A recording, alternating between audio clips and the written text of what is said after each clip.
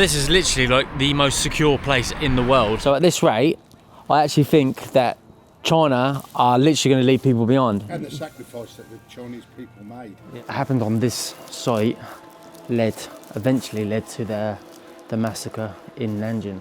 Hello guys, welcome back. We're on tour with Dridgers. If you're new here, we're a full-time travel couple from the UK. We're currently in Beijing, China. Today's a little bit different. We are going to be exploring a little bit about the history of China, stuff that we don't really learn about in Western countries. We're currently heading to China's war resistance against the Japanese museum. We're joined here with Reanne's dad as well. Reanne's dad is massively interested in war history. He did actually say to me this morning that it's interesting that we don't really learn about this in the West. So today's going to be, as I say, all about learning. Right, there it is there. I haven't actually got tickets because I didn't actually know how to buy them. Well, say buy them. The tickets are actually free. They made this free because it's so that people can learn about the history. And the people can be remembered. Yeah, people can be remembered. So it's all free. Right, the reason why this makes this even more you just missed that, Reanne fell over. Yeah, the reason why this is more interesting for us because we are from a naval town. We're from Portsmouth in the UK, which has got a big naval presence, and also Kev is actually former Navy veteran. So yeah, it's a bit more closer to our heart. Oh, I don't know what you said. Baggage storage, but you're not allowed cameras. Oh, which is not ideal. Tripod's not allowed. Tripod's not allowed. Right, tripod's not allowed. The security guard has pulled us, so we're gonna have to put it in a locker. They've got 3 lockers here, so not really ideal, but it is what it is, isn't it? You can use facial recognition, fingerprint, or a password. That's cool, isn't it? So you put your finger.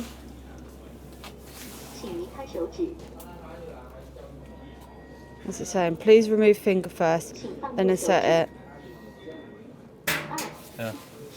How good is that? How good's that? It's unreal. As we were saying, coming from Portsmouth, we're heavily focused around the invasion of Europe. Yeah. Because D-Day was set off from there. So this will be quite interesting because we don't know a lot about the war in the Far East, whereas we do the war in Europe. So this will be very interesting today. Yeah, I mean, I've done a little bit of research this morning. This museum's actually built on the battleground. There's a bridge about a 5-minute walk away, and the Japanese invaded, and it caused the Sino-Japanese war. And it's actually this museum built on the actual site of the battle. You know?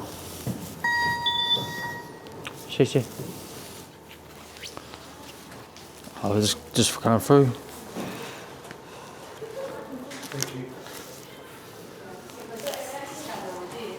Yeah, yeah, so it's just a passport check. I'm assuming the Chinese would just have ID cards they would use. Yeah. So they just it'd be like an auto scan system. This museum's the largest anti-Japanese museum in the whole of China, and it's got over 200,000 artifacts. So yeah, it'd be interesting, including Japanese weapons. Really? Yeah. At the time of recording, what is it, the 12th? 11th, yeah. So we've got in 2 days' time is the anniversary of the massacre of Nanjin, which over estimated 300,000 people were brutally killed by Japanese forces. Handy thing to have. I was a little bit worried about this, but they've got obviously the Chinese writing, and they've also got the English writing as well. So it's going to make it a little bit easier to understand for us. We're on the lunch break. Right. Loads of school trips and stuff here, so the kids are going to get excited. Ni hao. Hello, ni hao. Hello. So this here, right, it says 1931 to 1945, which is how long the World War went on.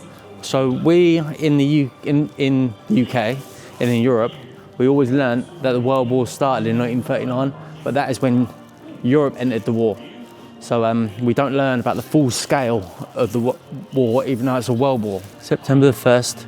Yeah, 39, when Germany invaded Poland, so Yeah. that was the start of the European War. Yeah, so this is when we entered the war, 1939. Kev as well is really interested. Like he will just be going off looking at things and reading things by himself because he's fascinated. Like even like they've got the newspaper from the bombing of Pearl Harbor here as well. A lot of stuff in this section about Chinese and British soldiers fighting together, fighting next to each other. So The Japanese troops employed inhuman and brutal methods to conduct large-scale organised massacre of Chinese people, leaving a trail of blood-soaked tragedies in their wake. Over 300,000 Chinese citizens and soldiers were brutally killed to crush the Chinese people's resistance. a lot of the sections it's all focused on the massacre. Like I said earlier, it's what happened on this site eventually led to the massacre in Nanjin. The brutal abuse of Chinese women and children by Japanese invaders during the war of aggression against China was one of the serious crimes they committed against the Chinese people.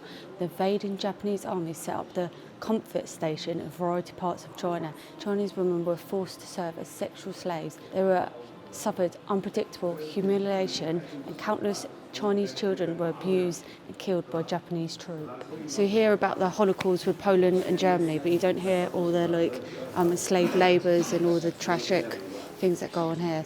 So we actually watched the film 731 about when Japan did the experiments on Chinese people, and I think this is part of it because this is the frostbite experiment. That's what they're doing, and they were trying to make a nuclear weapon, and no one survived it. Literally no one who went in there never come out. Ordered by Kevy. No pressure. Dad's definitely getting the hang of it. He ordered these all on his own. Look at yours, Dad. It's got a print. Yes.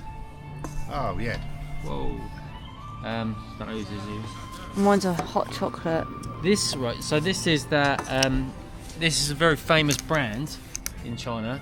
And last time we ordered from one of these, we had to wait 2 hours. 3? 3 hours. We have over 300 orders ahead of waiting. We have over 300 orders. Yeah, maybe waiting 3 hours to 4 hours. We Your never got phone it. before you forget, Sorry.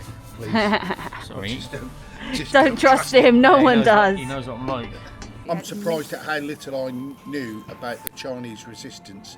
But we don't. In the British forces. Yeah, we don't against even the learn about it. Japanese. Yeah, all we hear about is Western countries.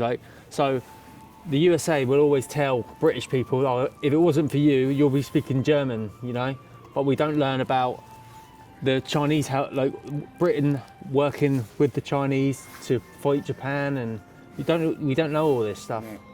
And it's yeah, it's just not taught. And the sacrifice that the Chinese people made. Yeah, it's quite distressing as well to see all the all the pictures, and to be honest, there was some really graphic pictures of people with their heads getting chopped off, and yeah, horrendous, absolutely horrendous. A very good museum. Very good museum, And very free to get into. very impressive actually. Which unfortunately at home, museums are not free. No, And even in Europe, I've been to Normandy and Belgium, where there's a lot of First World War and Second World War museums, and they're all chargeable. How's your coffee? Is it a good coffee? Well, you look yours boiling hot, don't you? yeah, mine's warm. It's not boiling It's hot. nice. But to be honest, I don't know how long it was up there for. It's nice. Very nice. Let's see what my hot chocolate's like. Remember when I used to do hot chocolate reviews? And we got free drinks. Warm. The price of one. Yeah, we did. Yeah, that was like £4, wasn't it? Yeah, that's one coffee in the UK. Easily. Starbucks Yeah. is about that £4. Right, so we're just sat here having a conversation, and Kev lately has been a little bit obsessed with Chinese television, so he's been watching a lot of stuff on the news about they're getting people out of poverty, but President Xi said you've got to work your own way. He's giving them the facilities, but you've got to work your own way out of it. But the problem is our government. Our new Labour government have just brought out policies that basically they're not giving an incentive for people to work.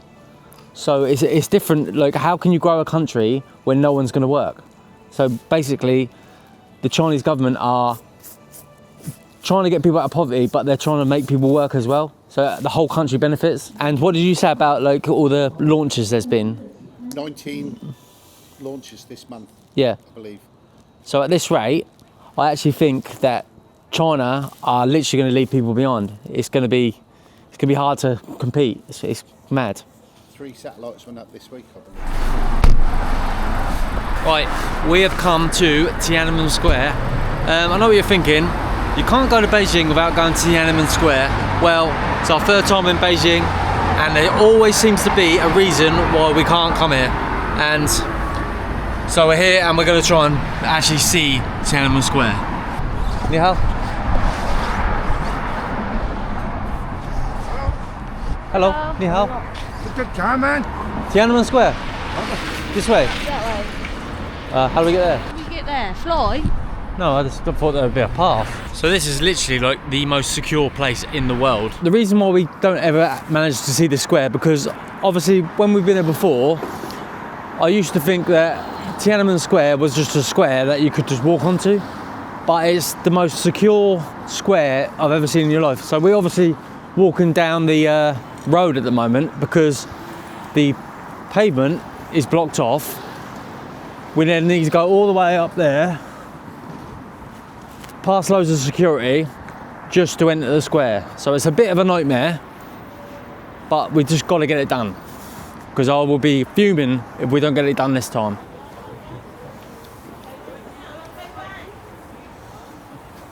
Thank you. Ni hao. You know, 谢谢.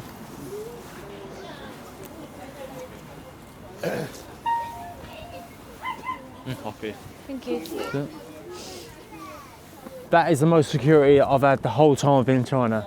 So I understand we are in Tiananmen Square, so it is going to be very secure, but it was literally going through one check, then doing a passport check, then going through like a airport style scanning service. We're now on to the square. Obviously we've got the iconic picture of Mao Zedong. Yeah, it's pretty surreal to be here, but it is just one of them things. I just wanted to tick it off my list of things I've done in China. And now we're here, and now we can go. Looking at this, it's very iconic. It's obviously the birth of modern China and the birth of the CCP. That's over there. Obviously, when you've seen it on the on telly with the big military parade, it's probably the most iconic and biggest military parade in the world. And that's where they sort of all the big guns all sit around there next to the Mao Zedong picture. It's quite cool being here. Here is where they do raise the flag, so it's all security around it. It's quite cool to be here. Yeah, if you come in the morning, you can come for the raise the flag, and you can come at 4 a.m. isn't it? yeah, like 4 a.m. or you can come in. Yes, sunrise. Yeah, or you can come in the evening for when they take the flag down. But yeah, we didn't. Oh, we've made it back to our room. I'm so shattered today. This jet lag just isn't shifting. My dad is like stunning. He's like, I need to sit down, I need a nap. So we're just like chilling, and then we're going to head into the mall and have some dinner later, because I think all of us are feeling it. But I just went and picked up our washing. How good's this? Like, it's all bagged up with a room number on it, because I like left it in there when we left in the tumble dryer, and they just throw it in there. That's probably easy and good. But I think there's, oh yes, they've topped up our fridge, so we've got some nuts, so we can have pre-dinner snack, Ben. But what a really nice day. Like, it was nice learning about the history, finally seeing Tiananmen Square. It's been like 3 or 4 times we've been to Beijing, and we finally went there. So one of our followers are actually the person that told us to go to that museum today, and he actually sent us a book to our hotel. It arrived yesterday in a package. How nice is that? All about the Nanjing Massacre. And the best thing is, like, I was just looking through it, and I was like, he's left us a note. How nice is that? In like the nicest handwriting, and it's the most beautiful note ever. I'll have to read it to you.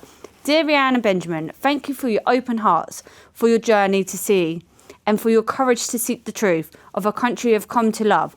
I pass this book to you as prepared to visit the memorial of the Chinese people war of resistance against Japanese aggression. Its bravery brought to light a memory that many tried to bury. To remember the Nanjing Massacre is not to hold hate, but to have honour, but to honour the loss and to protect the peace with the lesson of history. Your journey helps bring this memory to the world. In your hands, a painful past can become a shared hope for a better future. Carry it with you with deep thanks and friendship. That is one of the most beautiful things I've ever read. It's amazing. Like, he's put it in such amazing words, and this is one of the things, like, we love our job, is just meeting, like, we would never met this person, and we would have never read such a lovely note. So Yeah. it means a lot to us. And Ben might actually read his first ever book. Echo that as well. Thank you so much for that. Honestly, it means so much to us. We're always going to have that to look back on and remember this journey. It's amazing, and all we want to do is keep doing what we're doing, keep spreading the truth and letting the world know, because as we say a million times, we do not know about this in the West. So it is very, very, very important, and it makes when we get gifts like that, it makes us realise what exactly we're doing and how it actually does affect real people's lives. So yeah, we're very proud of that. Anyway, we have got more to come from Beijing, so carry on watching. Hope you enjoyed today's video. It was obviously a little bit different, a little bit deeper, a little bit sensitive, but obviously we're just trying to learn. So it was nice to actually share some of the history, Chinese history, to my dad, which is he is a massive, like, war history fan. Yeah, he is. He's really fascinated. Like, we spent hours in that museum because he read every single little thing. He loves it. He's been to Normandy like 5 times. That's where everything happened for the British and where you learn about it. So I think he found it really insightful. Yeah. Oh, yeah. He was very interested and fascinated by it all. Anyway, loads more to come from Beijing. Loads more to come from China. We honestly, the content here is going to be so amazing. Got loads coming up, so subscribe. Yeah, I just want to quickly. So You got no mic on. Selfie. There they were suffered unpredictable humiliation. Why can't I say it? Right, so we just sat here. Hold on. His balls dropped.